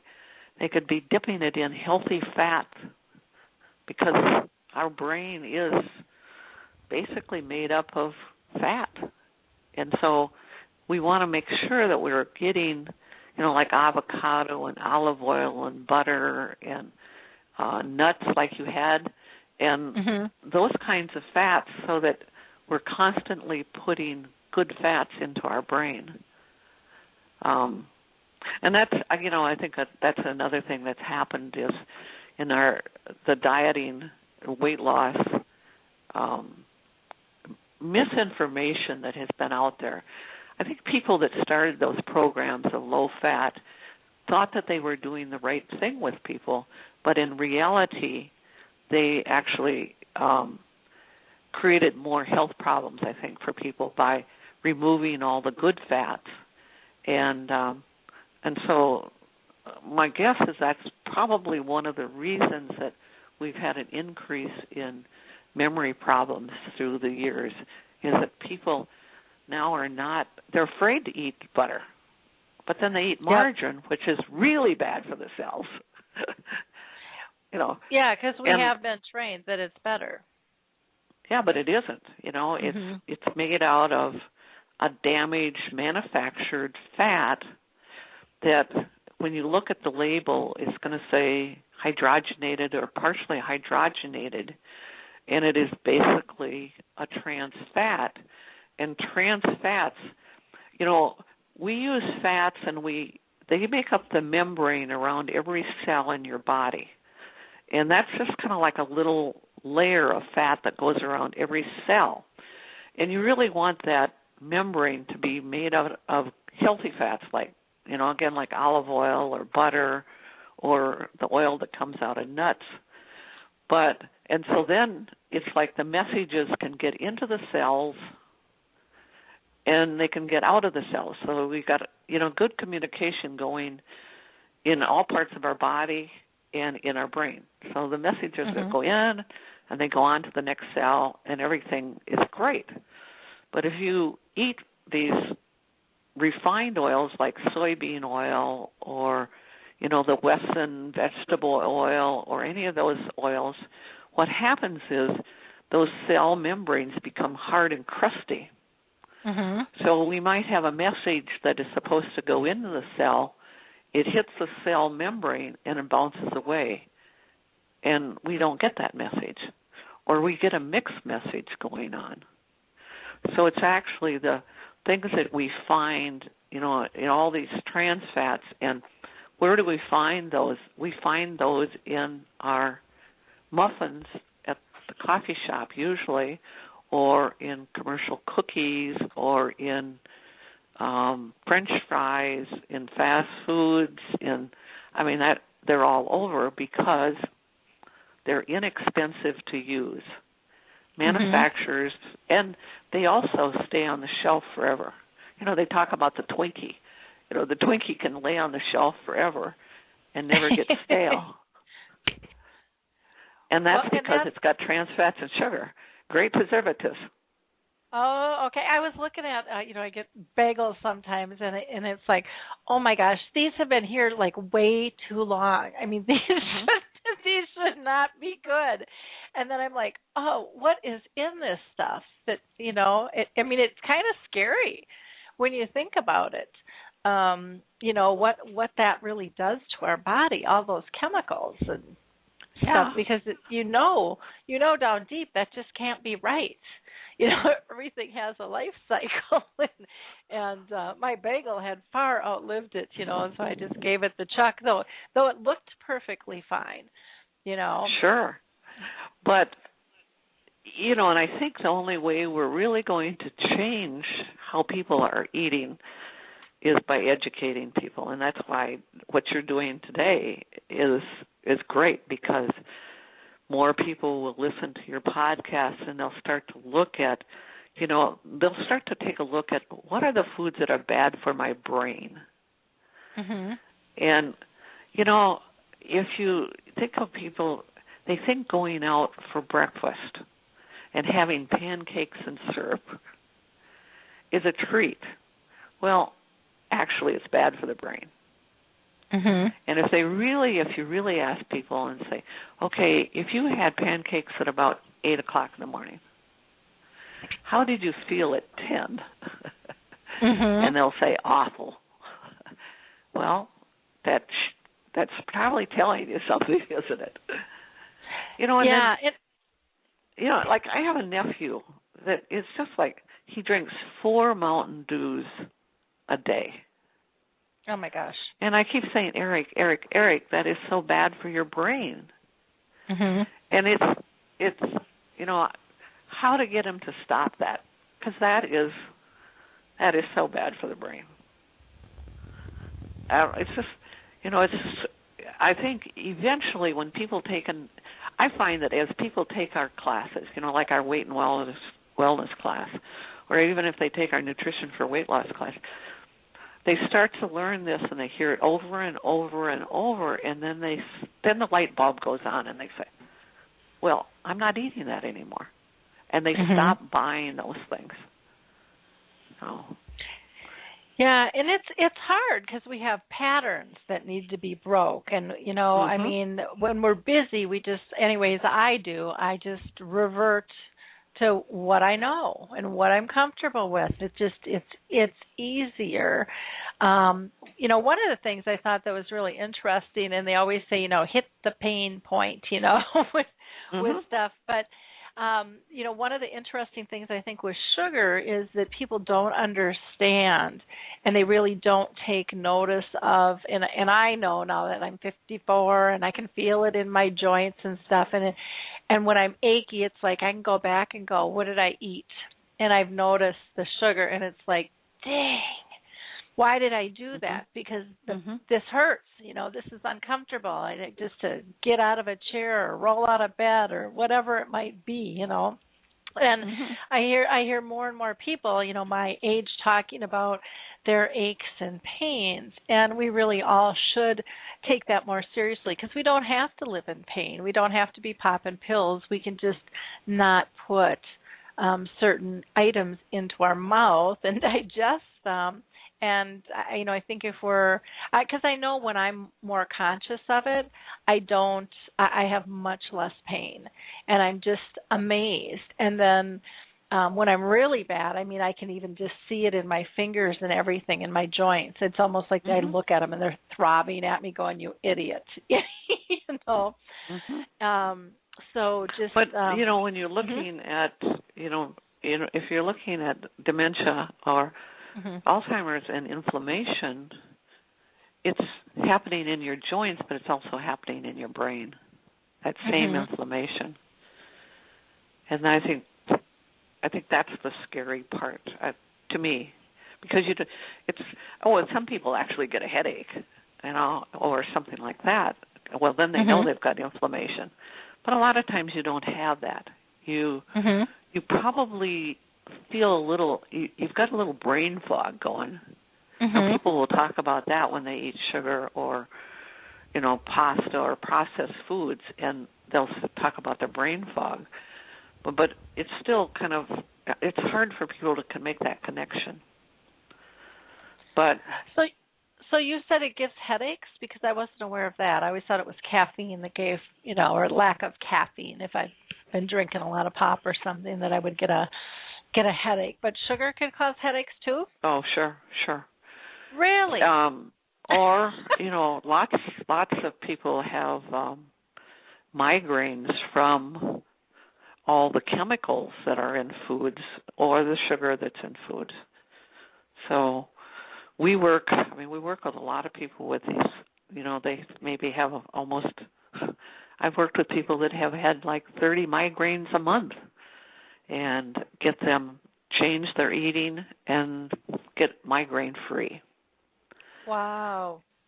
But the thing is, they can't go to fast foods because they've got all kinds of MSG and nitrates and things in that food, and sugar. Here's an interesting thing is that a lot of the ground beef that they make the burgers out of at fast food places and maybe other places is they actually add sugar to that. So now, if you go to, we have the great co-ops here, like Mississippi Market or Linden Hills or any of those wonderful co-ops, and you buy, especially grass-fed beef, it doesn't have sugar in it. It's just pure meat that I actually grew up on, because that's the kind of farm that we had.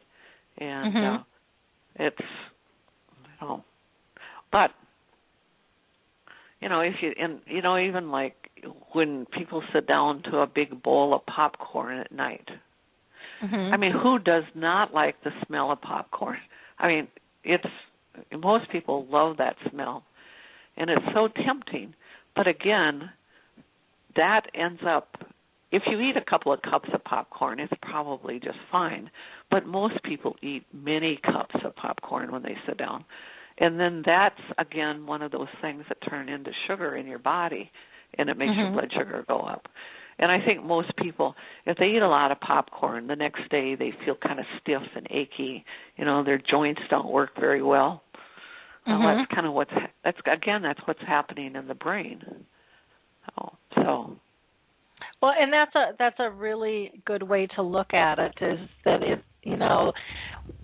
what we put in affects our whole body. And I know that for my mom had, and she still does, she's had horrible arthritis.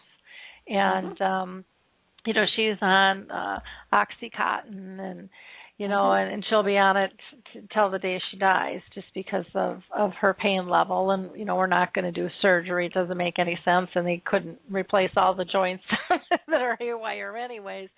But then when you're talking about all the types of foods that she's getting, in the nursing home, you're right, it probably is adding to some of her discomfort. And I never, ever thought that before. And just even us as family, we kind of had the mentality of, well, Mom likes her chocolate, so we'll bring her a little bit of chocolate. Not putting two and two together, because what makes us happy now might not make us too comfortable later, and we're not connecting those dots, or I'm not all the time, and I think a lot of others are probably very much like me. We're kind of in that immediate satisfaction of what feels good, and then we ignore how to connect the dots, because then, my gosh, we'd have to be responsible and maybe make a different decision in our life, or take responsibility for our pain or discomfort that we're feeling. Well, I think the other thing is that we have kind of forgotten quality foods.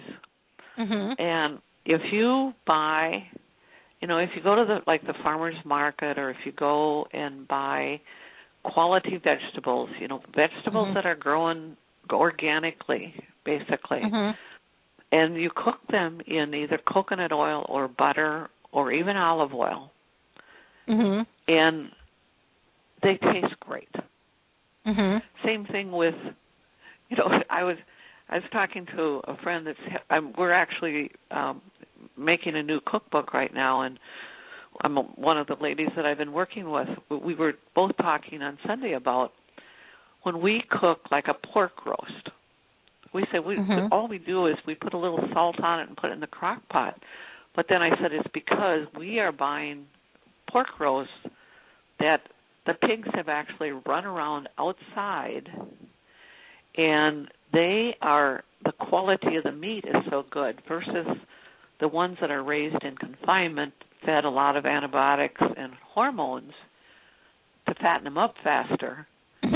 The quality of the meat, and it tastes so good. So if you have just meat and a pork roast and some vegetables cooked in butter, people are really satisfied, and they're not looking for sugar then. And it's a whole different way of cooking and thinking and eating. But we really have to get back to that, I believe, because we feel so good.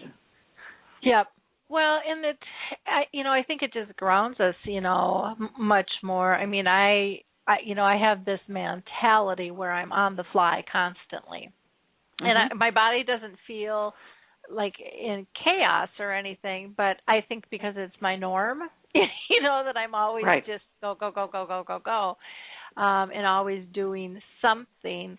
It's nice to just be normal and just have a routine and not be so spontaneous and always on the fly. There's some huge advantages to that, and I know for me, I need to get back to that, because I'm just always on the go, and I never quite know what my schedule is, and don't ask me when I'm going to do my wash or when I'm going to cook a meal or go grocery shopping, because I don't have a clue. Where others have a very set routine. I've never been able to do that, but I think there are some things that I could do, and be more efficient and be able to, like you said, increase my brain health. So when I am on task, I'm more efficient and more effective than, maybe just running in circles, and multitasking or whatever, with that. So I think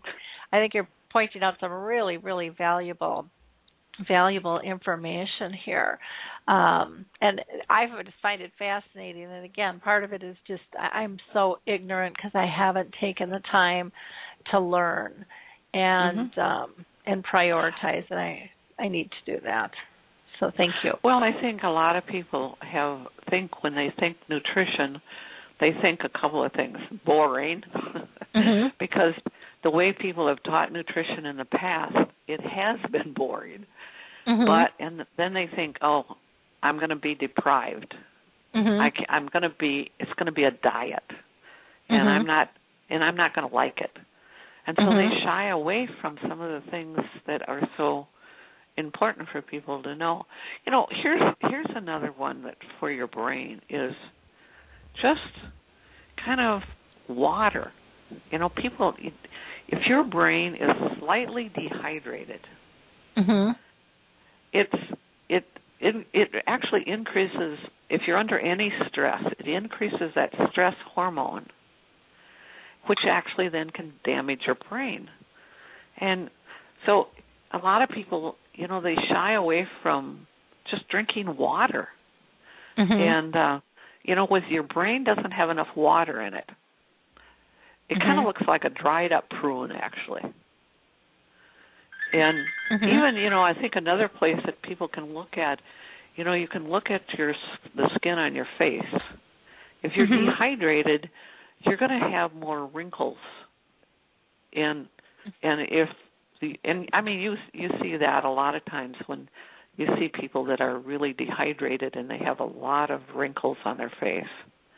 But then it also kind of affects your brain like that, and then it affects your memory. And I think a lot of seniors get caught in this one because they have some high blood pressure, and then they get put on a diuretic. Well, a diuretic drains the water out of you, and then you get dehydrated. Okay. And here's one that, if you drink a lot of alcohol, that dehydrates you, and you have a hangover. So a hangover is actually dehydration. So that kind of tells you how much dehydration can affect the memory and your mood, actually.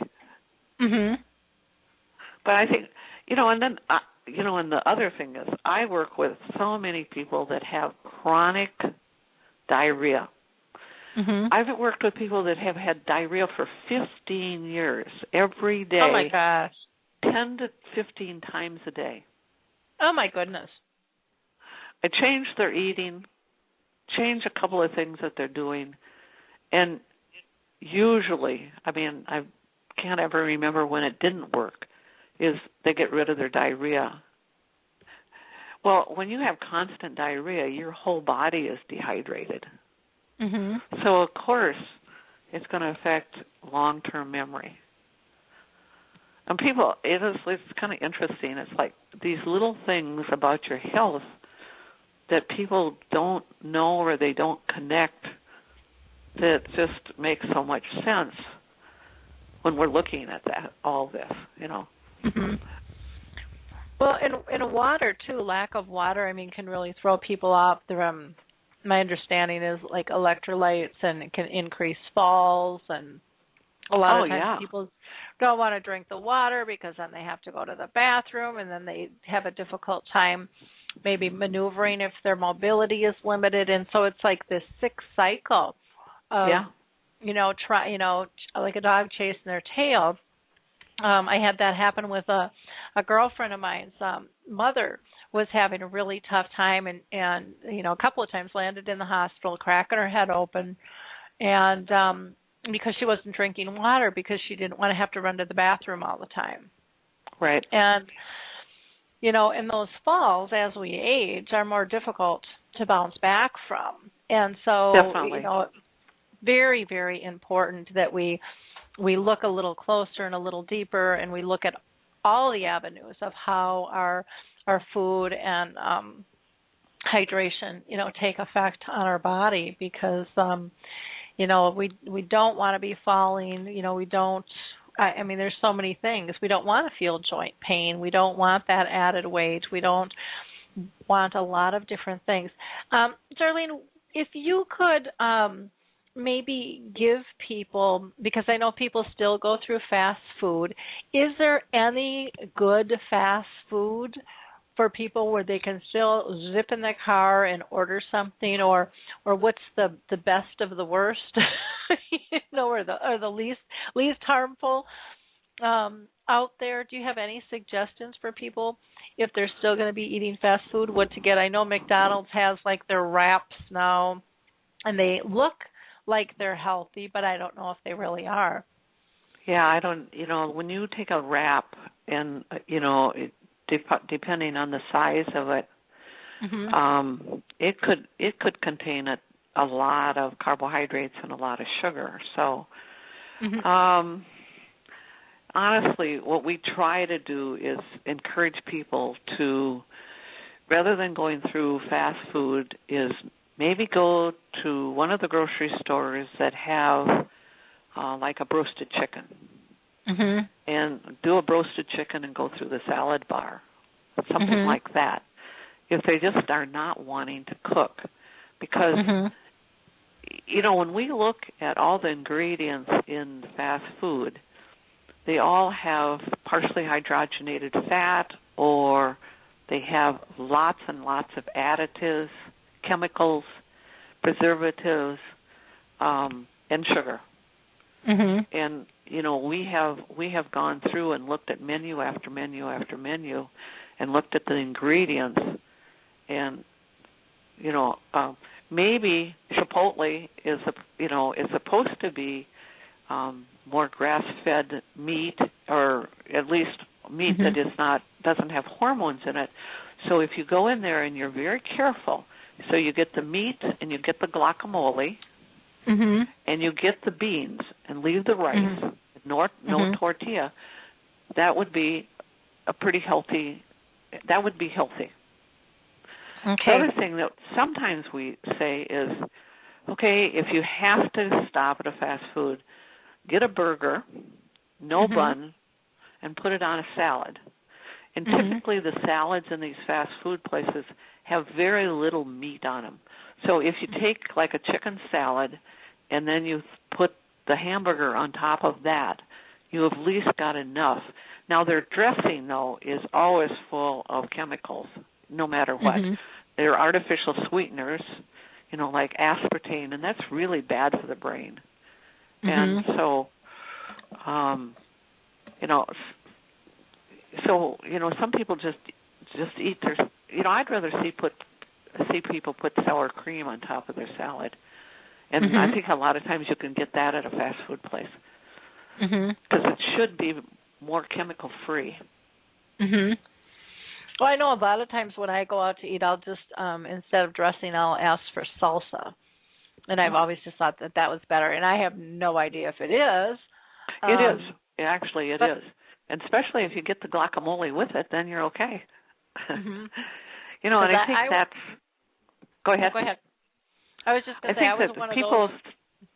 People sometimes think that the fats like sour cream and guacamole are bad for us, but they are good for us. They're good for the brain. And they actually help your metabolism. So... Well, that's good. I used to be one of those where when I was younger, this is how bad I was, and I still am. I used to think, I was having a salad for lunch, and I'd get a Caesar salad, and then one day I learned how many calories were in a Caesar salad. I almost died. Because I really thought I was being good.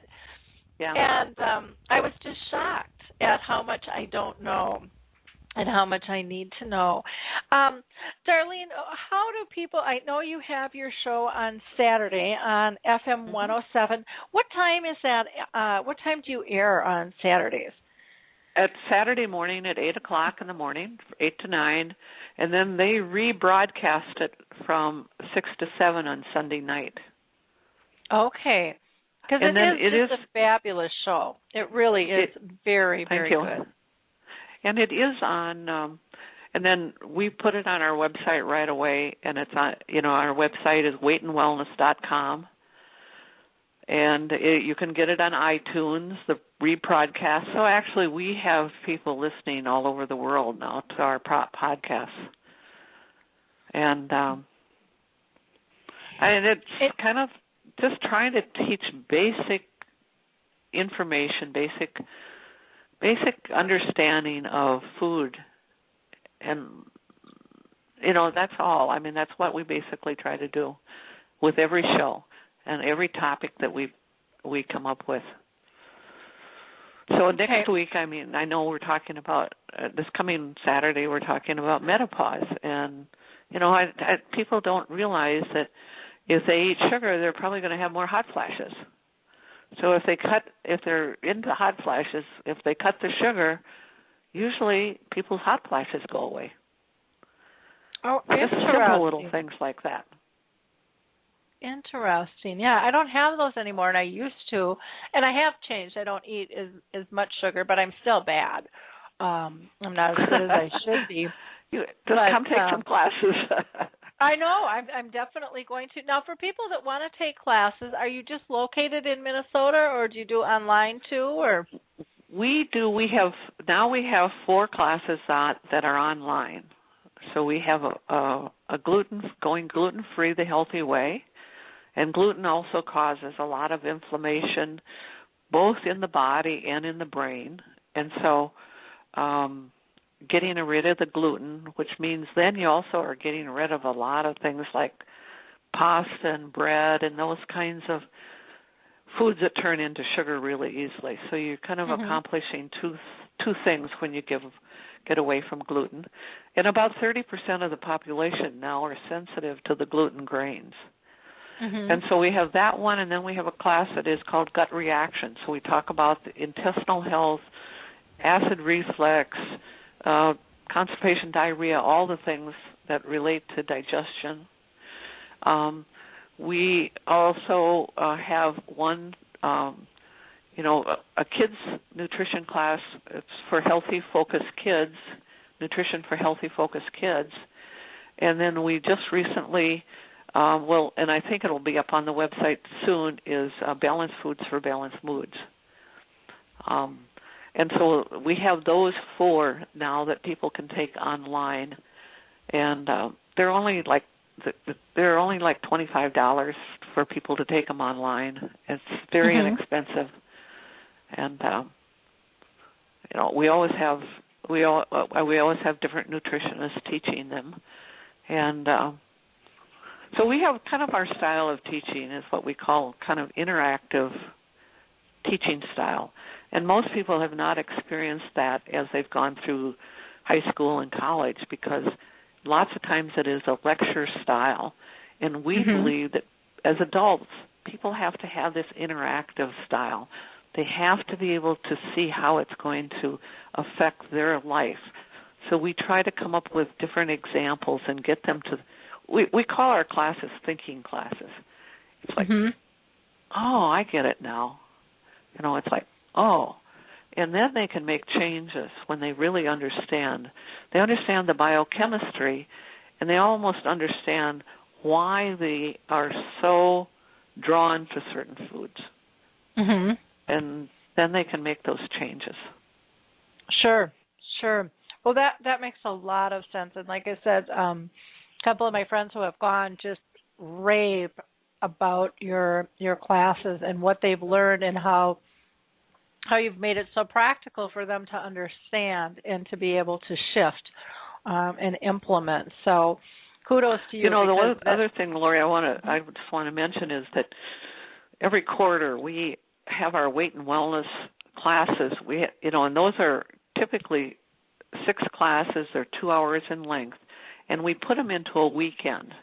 And one of the reasons that we started doing that is that nurses can actually get 14.4 continuing education credits for our weight and wellness classes. And so a lot of times the nurses will fly in from Chicago or, wherever and come and take it for the weekend. And we actually feed them healthy food while they're there. Oh, great. And so it's a way to get all this information, and then they can, a lot of nurses take it back and use it for their own life, but they also use it in their practice too. Great. Well, Darlene, I have to thank you for being part of our show today. And people can get a hold of you at www.weightandwellness.com. Thank you again for your time. This was just brilliant. I learned a lot. So thank you so much. Have a wonderful Lori, thank you so much, to let me talk about my passion. Thank you. Bye-bye. Bye-bye. Hey everybody, Jared Sebeste here, host of Retire Repurposed. This podcast is dedicated to help people transition into fulfilling and purposeful retirements. Retirement is a big life change. In fact, the two most dangerous years of a person's life are the year they were born and the year they retire. Few people can just flip the switch from working a career 30 or 40 plus years, retiring on Friday without methodical steps to living what we call a repurposed retirement. To listen now, search Retire Repurposed on your favorite podcast platform, Senior Resource, or Life Audio.